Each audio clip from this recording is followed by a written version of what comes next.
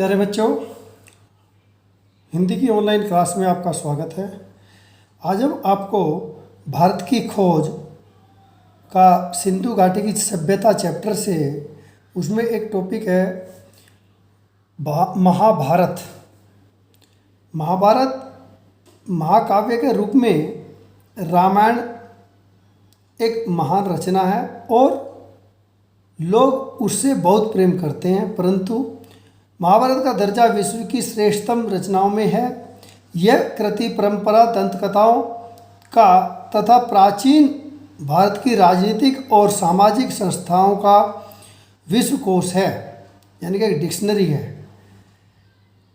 लगभग 10 वर्ष बल्कि उससे भी कुछ अधिक समय से इस विषय के अधिकारी भारतीय विद्वान इसका प्रमाणिक संस्करण प्रकाशित करने की दृष्टि से विभिन्न उपलब्ध पाठों की जांच और मिलान करने में व्यस्त हैं।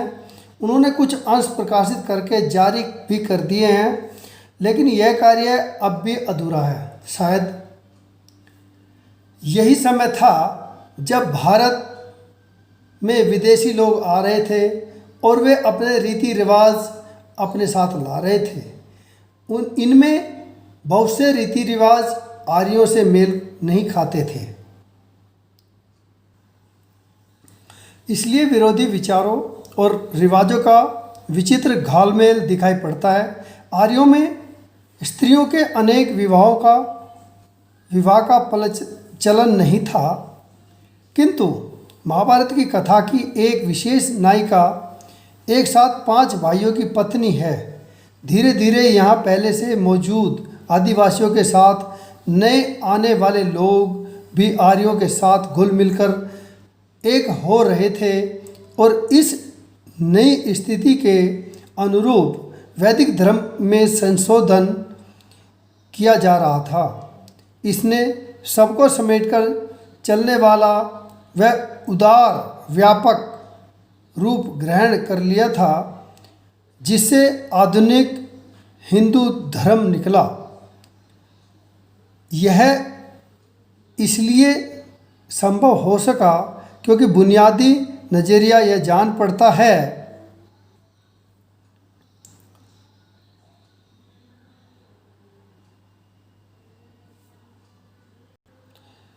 कि सत्य पर किसी का अधिकार नहीं हो सकता। उसे देखने और उस तक पहुंचने के बहुत रास्ते हैं, इसलिए सब तरह के अलग अलग यहाँ तक कि विरोधी विश्वासों को भी सहन कर लिया गया। महाभारत में हिंदुस्तान की, या जिसे दंत कथाओं के अनुसार जाति के आदि पुरुष भरत के नाम पर भारतवर्ष कहा जाता है, बुनियादी एकता पर बल देने की निश्चित कोशिश की गई है। इसका एक और पहले का नाम था आर्यव्रत, यानी आर्यों का देश, किंतु यह नाम मध्य भारत में विंध्य पर्वत तक फैले उत्तर भारत के इलाके तक सीमित था। रामायण की कथा दक्षिण में आर्यों के विस्तार की कहानी है। यह विराट गृह युद्ध जो बाद में हुआ और जिसका वर्णन महाभारत में किया गया है, उसके बारे में मोटे तौर से अंदाज़ा लगाया गया है कि वह ईसा पूर्व 14वीं शताब्दी के आसपास हुआ होगा। वह लड़ाई भारत या संभवतः उत्तरी भारत पर एकाधिकार स्थापित करने के लिए लड़ी गई थी। इस लड़ाई से एक अखंड भारत की अवधारणा की शुरुआत हुई। इस अवधारणा के अनुसार आधुनिक अफगानिस्तान का बहुत बड़ा हिस्सा भारत में शामिल था।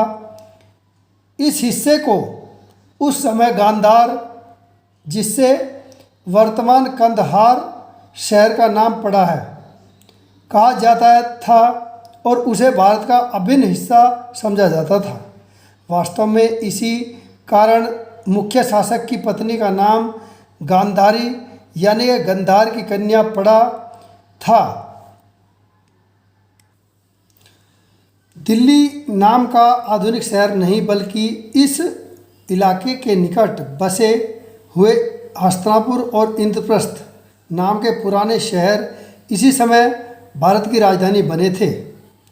महाभारत में कृष्ण से संबद्ध आख्यान भी है और प्रसिद्ध काव्य भगवत गीता भी। गीता के दर्शन के अलावा इस ग्रंथ में शासन कला और सामान्य रूप से जीवन के नैतिक और आचार संबंधी सिद्धांतों पर जोर दिया गया है। धर्म का इस बुनियाद के बिना न सच्चा सुख मिल सकता और न समाज में एका रह सकता है। इसका लक्ष्य है लोक मंगल, किसी विशेष वर्ग का नहीं बल्कि पूरे विश्व का। लेकिन धर्म स्वयं सापेक्ष है और सत्य, निष्ठा, अहिंसा और आदि जैसे कुछ बुनियादी सिद्धांतों को छोड़कर खुद समय और मौजूदा परिस्थितियों पर निर्भर करता है। ये सिद्धांत टिकाऊ हैं और अपरिवर्तनशील भी, परंतु इसके अलावा धर्म जो कर्तव्यों और जिम्मेदारियों का सम्मिश्रण है, समय के साथ बदलता है। अहिंसा पर यहाँ और दूसरी जगहों पर भी जो बल दिया गया है वह दिलचस्प है, क्योंकि अहिंसा और किसी अच्छे मकसद के लिए संघर्ष करने में प्रत्यक्ष रूप से कोई विरोध नहीं दिखाई पड़ता। पूरे महाकाव्य का केंद्र एक विराट युद्ध है। जाहिर है इस प्रसंग में अहिंसा की अवधारणा का ज़्यादातर संबंध मकसद से था,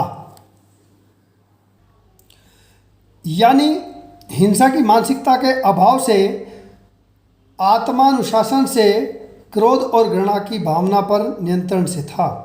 महाभारत एक ऐसा समृद्ध भंडार है जिसमें अनेक अनमोल चीज़ें ढूंढी जा सकती हैं। यह विविधतापूर्ण, भरपूर और खदबदाती जिंदगी से सराबोर है। यह केवल नैतिक शिक्षा की पुस्तक नहीं है। महाभारत से मिलने वाली शिक्षा जो एक काव्य में इस रूप में सूत्रबद्ध किया गया है, दूसरों के साथ ऐसा आचरण नहीं करो जो तुम्हें खुद अपने लिए स्वीकार्य ना हो। इसमें लोक मंगल पर जो बल दिया गया है वह ध्यान देने योग्य है। महाभारत में जो कहा गया है, जो बात लोकहित में नहीं है या जिसे करते हुए तुम्हें शर्म आए, उसे कभी नहीं करना चाहिए। फिर कहा गया है सच्चाई, आत्मसंयम, तपस्या, उदारता, अहिंसा धर्म का निरंतर पालन सफलता के साधन है, जाति और कुल नहीं। धर्म जीवन और अमरता से बड़ा है। सच्चे आनंद के लिए दुख भोगना आवश्यक है। धन के पीछे दौड़ने वालों पर व्यंग किया गया है। रेशम का कीड़ा अपने धन के बोझ से ही मरता है और अंत में एक जीवित और विकासशील जनता के लिए आदेश है। असंतोष प्रगति का प्रेरक है। आज के लिए इतना ही। Thank you. Have a nice day.